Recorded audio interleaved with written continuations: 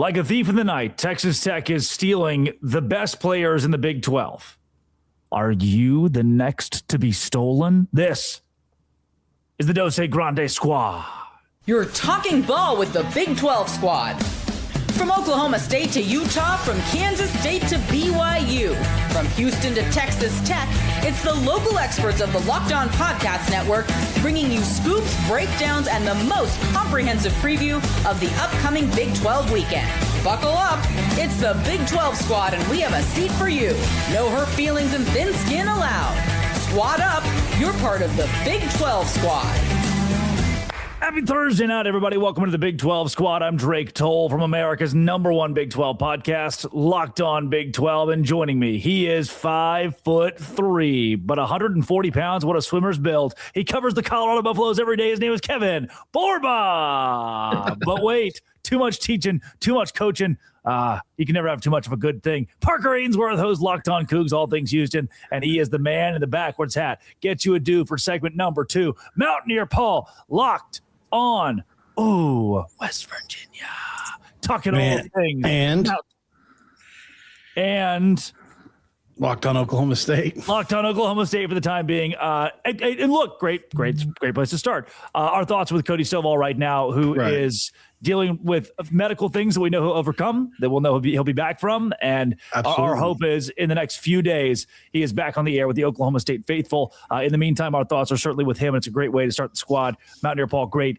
reminder. Thanks for making our shows your first listen every single day. The portal has taken off. Texas Tech is at the forefront of that, stealing Brennan Sorsby from Cincinnati. Him choosing Texas Tech over LSU is still a great nod for the Big 12, as much as it is total suck for a Big 12 school to be poaching from another team across the conference. That said, since we have you, Paul, West Virginia has been raking in the transfer portal so far as well. They are quietly up there in the top 4 or 5 with Texas Tech for teams in the Big 12 succeeding early. Yeah, you go out, you get a quarterback from Oklahoma and Michael Hawkins Jr., who's an elite runner, which is exactly what you got to have in Rich Rodriguez's offense. You bring his brother along with you.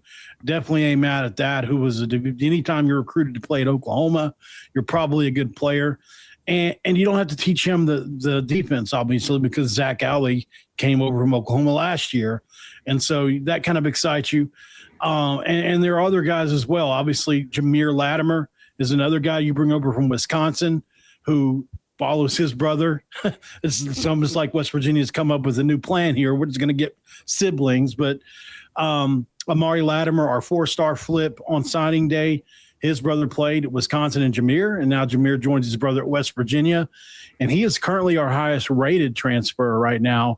But yeah, I think West Virginia's got a plan. They, last year they dabbled in, and they, a lot of D2, a lot of JUCO, a lot of those type players, because they missed the first portal window, they missed high school recruiting, and so obviously they're having to do things a little differently this time around.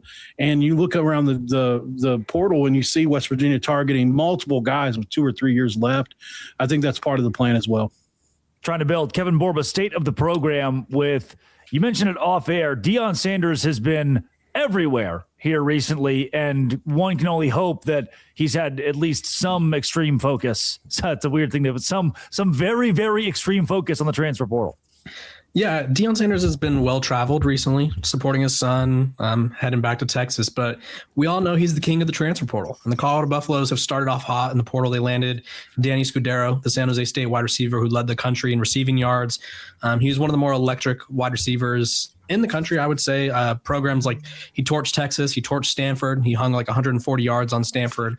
And so Colorado is hitting it hard. And they have a couple of really good wide receivers. They brought in a couple of running backs from Sac State, where Brendan Marion was the head coach last year. And so their run game is already looking better. And they're going after a lot of pass rushers and defense linemen, because they were probably the worst defense line in the Big 12, one of the worst defense lines in college football this past season. So they're trying to rebuild that way. And like Paul said, they're changing up for West Virginia, at least Colorado's changing up their mindset with who they're recruiting. I think they are at least for now, done chasing the Alabama and Georgia rejects and flameouts, where it's like, oh, that guy was a 5-star who didn't do well under Nick Saban or Kalen DeBoer, but he's going to figure it out here. Or like, oh, this guy was kicked off his team there, but we're going to fix him. Like they're no longer chasing the schools with the big names. And I think that's a reminder to everyone. And I did this segment on my show is stop chasing the helmet stickers. There's a reason they're leaving the Alabamas, the Georgias, the LSUs of the world, right? It didn't work out there for a reason. And I think Colorado has finally learned that lesson. Like, hey,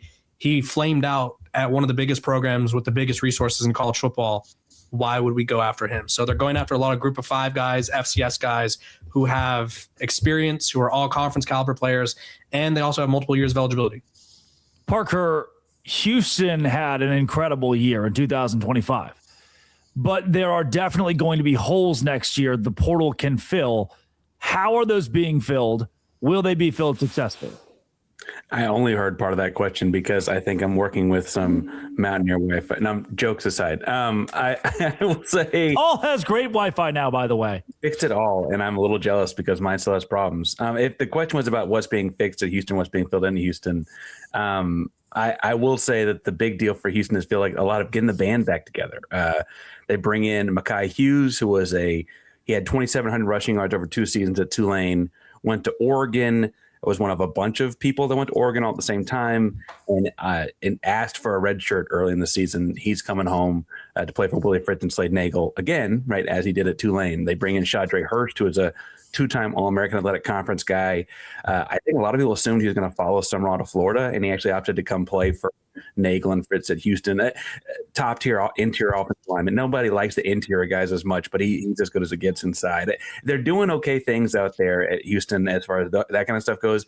The Mekhi Hughes kind of sat out last year. They don't have the big sexy name from last season yet, but I also don't think Fritz is ever going to be that guy. He turned – last year they had 8 all-conference guys that had been in the G5 previously. I think that's just kind of what Houston's going to do for the while we're trying to pull Tillman Fertitta along a little bit. Yeah, no doubt. Coming up on the Big 12 squad, we are joined by a special guest whose legendary statue Hall of Fame head coach just wasn't good enough. This is the Dos Grande squad. Today's show is brought to you by Rocket Money. Look, Rocket Money is exactly where I go when I'm 24 years old and don't really know what to do with my money. I work 4 jobs. I need somebody that can say, hey, you probably shouldn't be subscribed to 7 different television streaming services. Rocket Money is that for me, and they're right. I shouldn't be subscribed to 7 different. So I go to Rocket Money. And it makes it incredibly easy to figure out what I'm spending my money on and how to cancel it. I can cancel it from the Rocket Money app. No more hunting down customer service numbers. The automatic transaction categorization is a game changer. I can finally see exactly where my money is going each month as well. Let Rocket Money help you reach your financial goals faster. Join at rocketmoney.com/locked on. That is rocketmoney.com/locked on. rocketmoney.com/locked on. Visit Rocket Money and do it today. And there he is, as promised, JT Wistrcill of Locked On Utes. This is the first squad show since the Utah conundrum brought down the entire Beehive State on the gridiron. It has taken every coach, man, woman, and child with it to Ann Arbor, Michigan. We did a squad show 4 weeks ago, JT, where you were pretty adamant that Utah had not forced out Whittingham. And forced out is still an extreme way to describe what happened. But Whittingham asked for more time. He wanted to coach. Utah was tired of the back and forth. Now he's the head coach at Michigan and decided to take half the Utah staff, half the BYU staff with him. This kind of blew up in everybody's face in the Big 12. It absolutely did. I mean, you look at both BYU and Utah are worst for it, right? It is kind of funny how this all ended up shaking out, where you look at last year, Utah's offense was a mess. Oh, you bring in Jason Beck. He saved it. Jason Beck's gone. Utah's going to have 2 first-round picks this year, both on the offensive line. The problem is now the offensive line coach is in Ann Arbor. Your tight end end coach is now over there as well too. And originally it only seemed like Whit was going to take the offensive staff, but then boom, Lewis Powell, the defensive end coach, he's gone now too. Who's in the portal? John Henry Daly, one of the best pass rushers in the country. And as you mentioned, Drake too, BYU got hit by this a little bit too. So it is a little bit. What do you mean a little bit? What, BYU lost what? 2 coaches? Maybe the best schematic coach on their staff. Maybe the second best defensive coordinator in the Big 12. What do you mean a little bit? That's true. No, I was just saying in terms of the number of bodies. You're absolutely right. The Jay Hill's arrival and BYU's resurgence absolutely that matches up perfectly. So it's a huge loss for the Cougars as well too. Both these programs are weaker now, and I'm curious to see how this gets navigated. It's funny though the way the Kyle Whittingham, like when he talks, right? He's talked before about how he's like, well, one of the mistakes I made at Utah was I put a timeline out there. When they started to ask me questions about retirement, I answered. He was asked a question in Las Vegas about what he thinks of the city, and he used it as an opportunity to talk about how he probably won't be sitting in this chair. So Kyle Whittingham is the one who created the narrative that he was close to being done, and then he used that narrative to motivate himself, I guess, and has completely damaged Utah and BYU in the process. So it's been a wild month in Salt Lake City, and I still can't get used to Kyle Whittingham. Maybe it was a plan. Maybe. I will say, I mean, he's given Utah 21 years, right? Like, so that's where I'm not really mad at Kyle. He gave us 21 years. Yeah, and then he left for Michigan. The athletic director would let him come back. Yeah, but I feel like this is a situation where how much longer is Kyle truly going to go? Would Kyle have signed a 5 year? It doesn't matter how long he goes. He took everything he needed. He just would have lost more. I feel pretty strongly. I feel pretty strong from people I talked to. Morgan Scalley wouldn't have come back if Kyle Whittingham came back because Morgan had really good opportunities. But guess what? Everything else would still be in place. Maybe I don't agree with that fully. Yes, like okay, so for BYU, I think it would be like I don't think Jay Hill's and for Utah. Think about the coaches that left with Kyle; they would all still be at Utah, like Beck and Harding. They would say, Harding wouldn't have stayed. Harding wouldn't have stayed. He wouldn't have stayed, Drake. He would have stayed with Kyle. He just left for Michigan with Kyle. Why wouldn't he have stayed in Utah with Kyle? Because he was going to get a lot of interest from some of the top programs in the country, and it was like outside Michigan? Of Michigan. He was why would he take it? Why would he take it? If he had the top interest from some of the top programs in the country, why would he have taken the coordinator job with Kyle? Like, wouldn't he have taken the other job? No, he didn't get a coordinator job. I'm saying the offensive line coach. I'm saying he got. I'm sorry, he would have gotten in. He was getting interest from other Power 4 teams. There's a reason he was a little delayed, by the way. Like Jason Beck went pretty quick. Jim Harding was announced a little bit later down the line. From people I've talked to, there were other teams that also wanted Jim Harding. So I'm saying even if Kyle had come back, I don't think it's a guarantee that Harding would have stayed a good shoulder. He absolutely could have, but I don't think that's a guarantee. I'll also just say this: I think Jason Beck was on borrowed time in Salt Lake, and not in terms of his seat hot. He would have probably left in 2 years, right? When you look at, he made Utah's offense great. Like that's not something that we usually say. A great Utah offense. He was not going to stay in Utah forever. I think the big dogs were going to come calling, and they did. But you're right, Drake. A lot less would have changed had Kyle stayed. But Utah still would have been worse for wear because I think they would have lost Morgan Scalley, and that would have been a massive loss. Utah got their next head coach, and I think he's going to do a great job. And I'm curious to see how Kyle will do at Michigan. I'm also intrigued, though. You said, I mean, he did stay there 21 years, and I say in modern college football, it's probably longer than that, by the way, as an assistant as well. Yes. Right. Yeah. But he's only 6 months older than Willie Fritz. And maybe I'm like, whoa, but like Fritz is like crowd surfing after wins and stuff. Like he's not like, he doesn't feel like, and Parker, you and I ran into Willie at Big 12 Media Days. He's got a pretty frail handshake. Oh, that's wild. Rich Rodriguez is the same age as him, and Rich Rodriguez runs circles around them both for sure. They're as far as like vitality goes. His team didn't. Well, yeah, that's probably Rugiet. Rugiet doing all the work there. Shouts to Rugiet doing all the work. On the topic of testosterone, let's rank the Big 12 coaches. I guess I just feel like I mean, Willie has said Houston's his last stop several times, and all of that, and it. I'm not saying he's going to coach for 15 more years. I don't think he's got 2 left. I think, is that a cat? Yeah, nice, Paul. It left too. Paul's cat. I just say, like, let's just say JT said, hey, actually, I'm going to finish this out. How many more would he have gone at Utah realistically? I don't think it's 5 because I don't even think he's going to go 5 at Michigan. Now, maybe he will, but this is still the same guy. Rugiet can help that, by the way. Exactly, right? This is the same guy. Go along. who talked about being closer to the end than the beginning, who originally said he didn't want to coach past 65. So did he want to do a little longer at Utah? Yeah, it seemed like he would have wanted to go a little longer, but I'd be surprised if he makes it all 5 years at Michigan. Let's also not forget, he's got to win like a college football playoff game in the first 2 years, or they'll be calling for his job almost instantly. It's a brutal fan base out there, and I'm very curious to see how he'll do there. I think he'll do well, but it's counterpoint. They fired the last two guys in scandal. I think he just keeps a clean record. He's probably okay.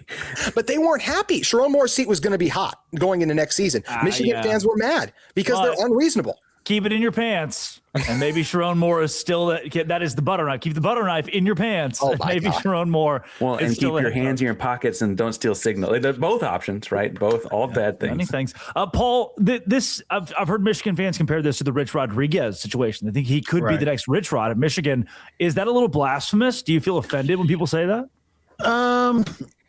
Well, with Rich Rodriguez, so there's a book called 3 and Out about that situation, because Rich Rodriguez didn't have it. Rich Rodriguez, obviously, as you guys have come to learn, does things a certain way in his programs. There's not a whole lot of tomfoolery, right? It's very serious for the most part. He's funny, but like as far as the players go, things are pretty buttoned up. And he took that approach to Michigan, where 5 stars and all these kids that don't really have to be there are. Owen Schmidt, one of our greatest players ever, came from Wisconsin Whitewater, who played for the national championship D3 yesterday.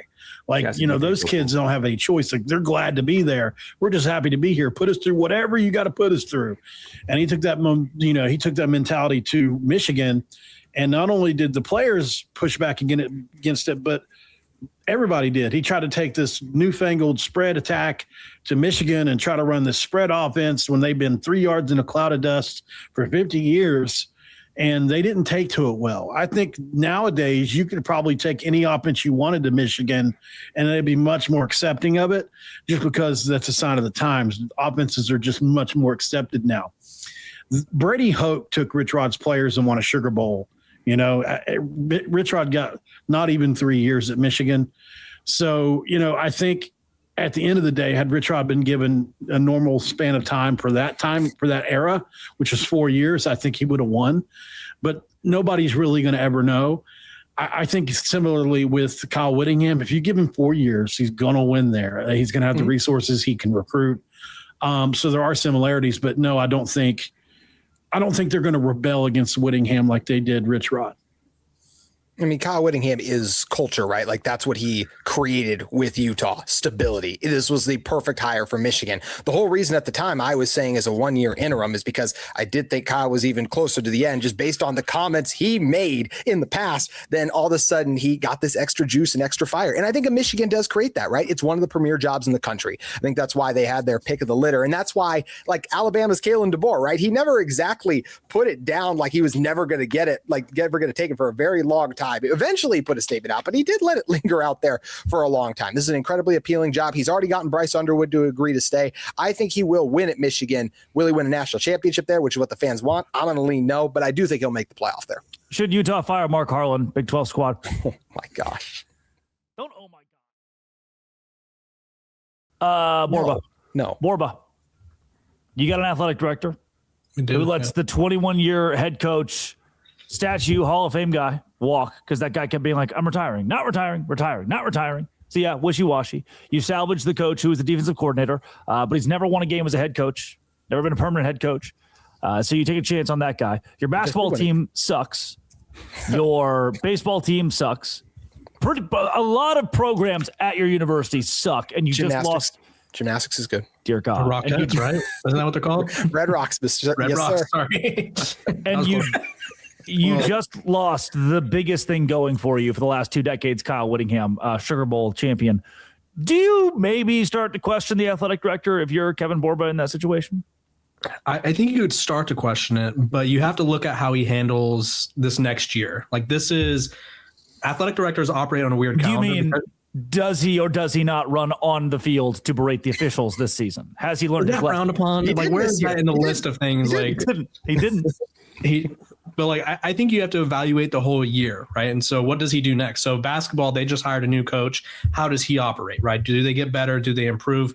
Baseball, obviously, it's not money driving sport, but a lot of programs want to be good at it because it can be at times. And so fun to win.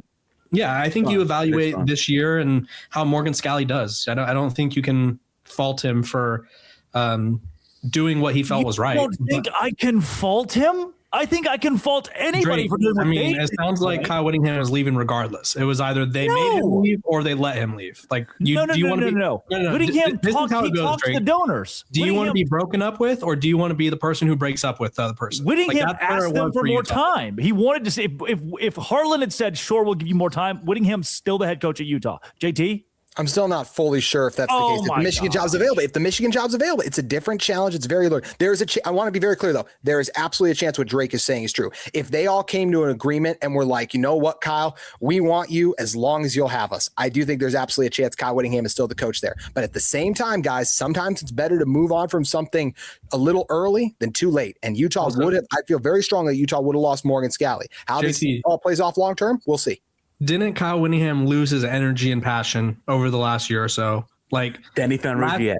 Like, he was not Rougiet ready at all. Like, it felt like he was so like when he turned 65 in November or whatever it was, everyone was like, oh, well, there it goes. Like, solid year, solid career or solid season to end his career on. Like, it felt like Kyle Whittingham was done. I feel like the Michigan job reinvigorated him. Like, there's more money, obviously, bigger opportunities, but like it felt like he was done mentally. Did it not? I think the narrative is there. I will say on the sideline, he didn't look like he was done. He still had the passion and the fire. He didn't look like Bill Belichick. Rage to him, of course, but I mean,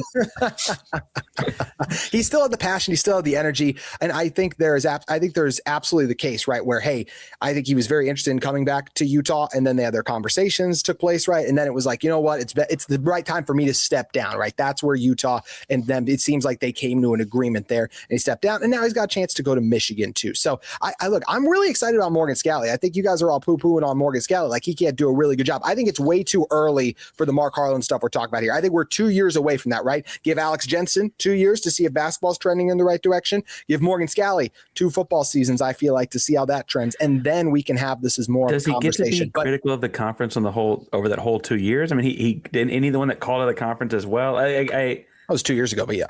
Or a year. I mean, but it's still the same dude, right? Like how many? Anyway, I have. We've seen a lot of success under him, right? I will say, like, we were talking about all the things Utah's bad at. Our women's basketball team did just get a top 10 conference win, by the way, down TCU, who's undefeated at the time. So there are a lot of things still going well for Utah Athletics. We're a top 15 football program in the country this season. I don't think you fire an athletic director after that. He's got this bold private equity plan. They're still trying to put all the pieces in place for too. Utah's not moving on from Mark Harlan. I do think he's earned. That's also a gigantic risk. It is. So, but that's right. But we got to let it see if it plays out, right? It's not a disaster as quick as like Nico Harrison trading Luka, right? Like, it hasn't gone that badly that quickly. If the private equity deal gets there, we move on from him. Also, be really quick, like to say in Drake's favor, the Craig Smith hire was a miss, right? So that is a negative strike for basketball. That is a negative strike on Mark Harlan. He does not have a flawless resume, but I think he's done enough good to buy himself more. The outburst, the $40,000. JT, question though. The outburst, the $40,000 fine he got too. That's kind of a little bit of a stand on it. That's good memory. Considering some of the fines that the Big 12 schools were getting, that's like number 35 on the list. Shout out to Drake's, like his whole month of November. One tuition. That's like one tuition. Well, I'm talking about your content in the month of November because of all the chants. Like, that fine is like very low on the list of like Cincinnati never got one too, by the way. Colorado got one, but Cincinnati they did. Yeah, but JT, my question was, what if Kyle lied? Right? Lying is very common in college football. No. I mean, he would fit in Michigan. That Texas wide receiver that was like, they kicked me out. And then all the reporters were like, dude, they offered you 6 figures and you left anyway. Like, what if he was just like, yeah, I wanted to stay at Utah, but like behind the scenes, he was like, no, I'm good. Yeah, absolutely could be the case, right? That's the hard part with, as you mentioned, college football coaches. They're always saying one thing and then doing another. I do believe that Kyle Whittingham was at peace stepping down. I've been told that by a source I trust too. He was at peace with the decision, and now he has an opportunity to try and make it awesome at Michigan, which he turned down the chance to go to Tennessee in 2010. Now he chose staying in Utah. He turned down Michigan 2010 in 2014, Tennessee is a great point. tough gig. Yeah, it was exactly. It was a very Eric tough Dooley. game, but it gives you a better chance. That did give him a better chance to try and win at a bigger stage, right? Now he has that with Michigan, and we can see if it works. I will say one positive, if there is a positive in all this, it's a great spotlight, if it works, of the talent in the state of Utah on a national stage. If all these guys go to Michigan and they win there, I think it does show you how good the hell coaching. are we talking about? What is that not Why true? is that a positive? They all It's left. really good for Utah high school football if Kyle Whittingham takes all of the players from our colleges and wins at Michigan. JT, I think if Kyle Whittingham recruited Utah aggressively, Michigan fans would have an aneurysm. They want people from Florida. They want people from Texas, all those, California, Texas, all the big states. I think they would accept 1 to 2. We should tell Locked come On to the Michigan to podium. do that episode. Witt's going to say, we got a 2-star left guard from Orem, Utah that I'm very excited about. And Michigan fans are going to kill him. Y'all say you're all sleeping on Utah football a little bit. I will say they're going to get John Henry Daly, right? That's a guy from Utah, more than likely. That's a pass rusher from Utah. They have a very good shot at Smith Snowden. That's a corner from the state of Utah. So they are going to get several guys, and a lot of these coaches are fun. It's a I'm good just saying- Jackson I'm just- Benny. He's actually just re-signed with Utah, but I love that Jackson Benny got brought up on the Big 12 squad. I'm sure a we're going to Jackson talk a lot Benny about guy. signings and guys going other places. But while we're talking about locked on other places, not in the Big 12 like Michigan, Duke. we got to point out Wisconsin Whitewater. 5 guys in the NFL since 2000, not some like schmuck D3 program. I don't want to. Owen Schmidt being one of those from West Virginia. Again, it's an impressive Division III program. We're talking about guys moving around though a lot, and we haven't. Was that just a shout out to Wisconsin Whitewater and we're moving on? I will always shout out every Division III program. Locked on. What is their mascot? What are they? The Whitewater what? Rafts. Locked on Raft. Mary Hardin Baylor. Shout out. Shout to Mary Hardin Baylor. We haven't moved past. Sorsby said he is going to Texas Tech for the facilities. The facilities. Was it not to get? They have Does that lazy river. include? Well, he Indoor is coming facilities. from Cincinnati, for God's sakes. I mean, Does facilities include the ATM machine? Like, what facility is he talking about? How about the billboard? have you Times Square. seen the Look at that thing. the video of the AT&T walkthrough?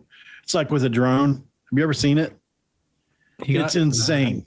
It's got $5 truly million. insane. He's getting paid more than Shador to play for the Browns. And guess who's getting paid more that we didn't talk about? Drew Mestemaker.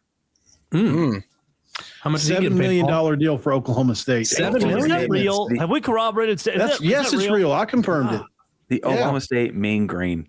Yeah, that's definitely. Listen, Oklahoma State has a new donor that just stepped up just this cycle after post Gundy that's writing checks right now. Cody probably would have already brought that up by now if he was on the show. But like I said, I've been working in his stead. I've made a lot of connections with people there now. A lot of their media, like probably 5 or 6 of them, they're real big time media people. And I've talked a lot. And I mean, look, they are really stepping it up. Number 1 portal class in the country right now, 18 commitments. I mean, they're really crushing around now. They got the number 1 quarterback, the number 1 running back commit. They got 2 or 3 wide receivers. They're North Texas North, man. I know, but the thing is about those North Texas players, they're like James Madison players. They're all ranked in the 90s as far as like on 3 ratings go. That's what You know what I mean? Cincinnati They're did not just in your Indiana. typical G5 transfer that's like mid 80s, 88. Like these guys are like 4 and 5 star type ratings. This is what Cincinnati did, and it has worked Yeah, out decent. it's very similar.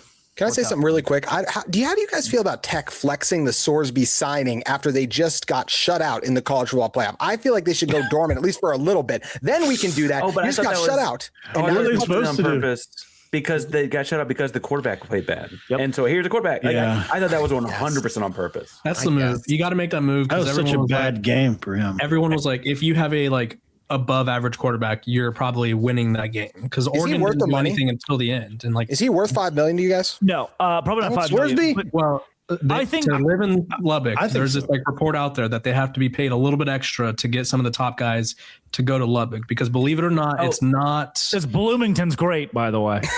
No, Bloomington drove but through it. Level Wasn't says terrible. this openly. Level talks, but like there is a Lubbock tax. They have to pay guys more. Yeah. Yeah, I mean, not everyone's a big Landman fan, right? Rich Not Rodriguez everyone's out there doing Bob refuses to Story, do that, by the way. driving from Fort Worth to wherever he's Meanwhile, driving and just Enjoys enjoying out the it. H-Town discount. Okay, come on. Yep. There's some clubs in H-Town. Won't say how I know. Drake, how much NIL are you getting? Lemon pepper Drake over here. Did you say lemon pepper? So, fun fact about Houston is James Harden's got a jersey retired, and it's at a nightclub. I'm not going to say what kind of nightclub, and not at a basketball gym. Yeah, hell yeah. JT, last thing, what you got? How much NIL are you getting for? How much NIL did you spend for that hotel room, sir? Okay. Speaking of it's all a tax write-off. All a tax write-off. Little marble headboard right there, tax write-off. This has been and always will be Locked On. Thanks for making our shows your first listen every single day. It's the Dose Grande Squad.